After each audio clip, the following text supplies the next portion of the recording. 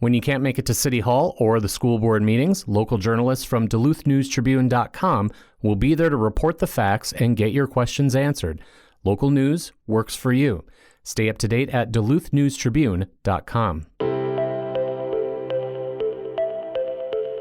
Hello, Northlanders. It's Monday, September 25th. I'm Wyatt Buckner, the Duluth News Tribune Minute, presented by Minnesota Power Employees Credit Union. The average MPECU member saves over $785 a year in better rates and lower fees. And with MPECU, every ATM is your ATM. With their free checking program, you get ATM fee reimbursements at any ATM anywhere in the U.S. Check out Minnesota Power Employees Credit Union services online at mpecu.com or visit their offices in downtown Duluth, Arrowhead Road, or Miller Trunk Highway. Now here's a look at today's headlines. Duluth City Councilors will be asked today to help keep their local convention center afloat. The Duluth Entertainment Convention Center is seeking a $1 million line of credit from the city to ensure it doesn't encounter a debilitating cash crunch in the coming year. Dan Hartman, executive director of the DECC, said he was concerned to see the facility's reserves dip to $891,000 in September. He pointed out at a Thursday agenda session that while that sounds like a lot of money, the DECC's electric bill alone is $100,000. To give councilors a sense of how much the DECC's finances can fluctuate with the seasons, Hartman pointed to last October, when its bank balance slipped to within $58,000 of the $1 million in reserves it typically strives to maintain at a minimum. Hartman said the DECC rebounded to finish the year with about $2.4 million in its coffers. If history repeats itself, he said the DECC may not need to draw on the requested line of credit from the city at all, but Hartman suggested it would be wise to have a financial insurance plan in place in case the DECC encounters further financial difficulties. The DECC operates 10 different venues, and some parts of the facility date back to the 1960s and 70s, making portions of its infrastructure prone to instability, including multiple air conditioning systems and an ice-making plant that recently failed. Hartman said he's also concerned about the DECC's post-COVID payroll costs. 450 of the DECC's 500 employees are part-time, with pay climbing 60% recently, from $10 an hour to $16 an hour. He said the DECC is looking to hire an outside consultant to evaluate its operations and suggest areas where improvements can be made. Councilor Hannah Alstead asked Thursday if layoffs were expected, and Hartman said everything is on the table. One change was announced Friday, when the DECC declared it will switch to cashless operations at Amsoil Arena. Occupants escaped injury early Sunday after a passenger vehicle fire spread to home at 1917 East 6th Street in Superior. The Superior Fire Department was dispatched to the address at 2:17 a.m. On the scene, they discovered that the fire had spread from the vehicle to the siding and attic of the two-story home, according to a news release. Everyone was safely outside the home, the release said. Quote, "The first arriving fire unit attacked the exterior fire while additional fire units advanced hose lines to the interior through the front and side doors to locate and extinguish the attic fire," end quote, the fire department reported. Crews remained on the scene until about 5:30 a.m. Damage is estimated at about $50,000. The release said, quote, "All three on-duty engine companies worked the fire. Additional off-duty fire crews serviced emergency calls during the fire," end quote. The cause of the fire is under investigation. Mayo Ambulance, the Superior Police Department, and Superior Water, Light, and Power assisted the scene. Now Dan Williamson joins us with a special guest. Thank you very much, Wyatt. I'm here with one of our colleagues, the great Jay Gabler, Duluth News Tribune arts and entertainment reporter, and Jay is working on a story for Wednesday's print edition of the Duluth News Tribune, as well as online prior at duluthnewstribune.com. And Jay, it's the North Star Story Summit. What more can you tell us? That's right. It's the second annual North Star Story Summit event that incorporates festivals that have been going on for longer in Duluth and in some cases outside of Duluth. So this was founded last year to bring together the Duluth Superior Film Festival, which is feature films largely, or things that you would typically watch in a movie theater, shorts included. Then there's the Catalyst Content Festival, which is all about TV shows, podcasts, that kind of thing. Then there's the Minnesota Web Fest, which moved up from the Twin Cities to become part of the North Star Story Summit last year and is sticking around in Duluth.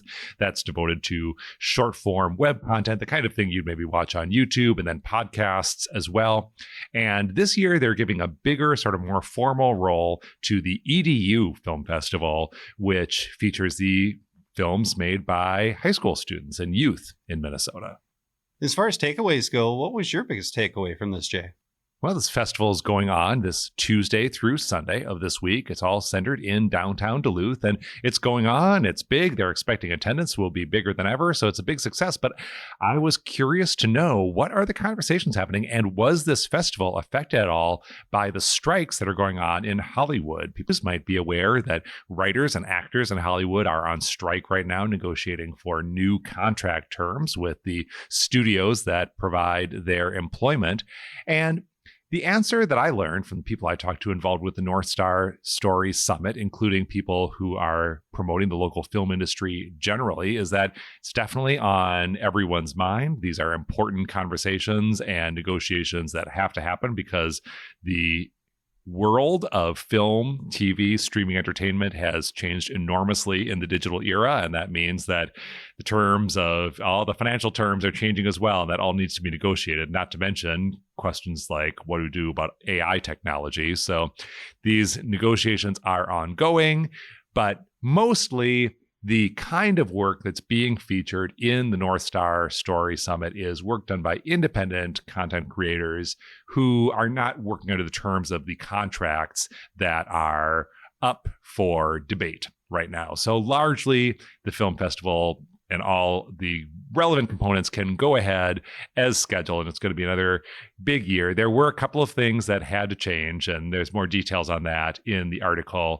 But really, the biggest impact I learned that we're feeling here in the Northland is that films that might otherwise be made here in Duluth, on the range, in northwestern Wisconsin, are on hiatus. Not all of them, but some projects are having to be put on hold, either postponed or perhaps canceled indefinitely, because some films that are made here in the Northland do fall under those contract terms. And so if a strike is happening, you can't, just make another Christmas movie in Duluth until that all gets worked out. So the local film industry is feeling that, but people behind the local film industry tell me that, don't worry, people are not forgetting us. There are still scouts out here all the time looking to see if they can find locations to shoot movies in the future and TV shows once these contract disputes are resolved. So film production is ongoing and will come back in a big way to the Northland.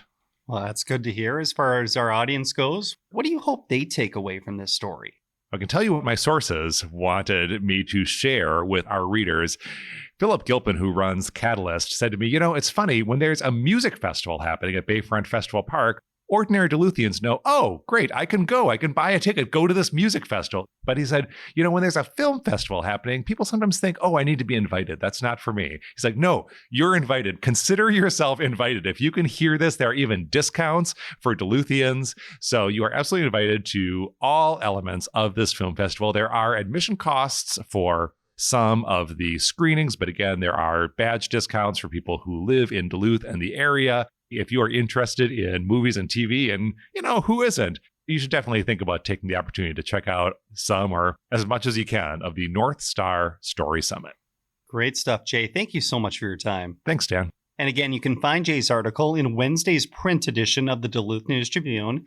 You can also find it online prior at duluthnewstribune.com. Wyatt, back to you. Thanks, Dan. Now here's a look at your forecast, brought by the News Tribune's Northlandia podcast. Happy Monday, Duluth. We are looking at more chances for rain. A few rumbles of thunder are still possible with this area of low pressure slowly departing the area. High of 59 with an east-northeasterly breeze at 10 to 20. Overnight tonight, some clearing is possible as rain showers chances taper off down to 56 degrees for your low, then partly cloudy skies and drier weather for Tuesday. 62 degrees, the high temperature. A few more clouds on Wednesday, near 60. We're still in the low 60s on Thursday and Friday. We'll start to see those temperatures tick up a little bit for the weekend. I'm storm tracker and meteorologist Jesse Ritka. Thank you to the Northlandia podcast for their support. The weekly podcast explores curious and unique stories here in the Northland. The newest upcoming episode explores the questions evoked by Duluth's Cemetery Labyrinth. You can find that episode tomorrow on Apple, Spotify, or wherever you get this podcast. Reporting for today's episode was done by Peter Passy, Barrett Chase, and Jay Gabler. Thank you for listening to Duluth News Tribune Minute. Have a great day, and we'll see you back here tomorrow.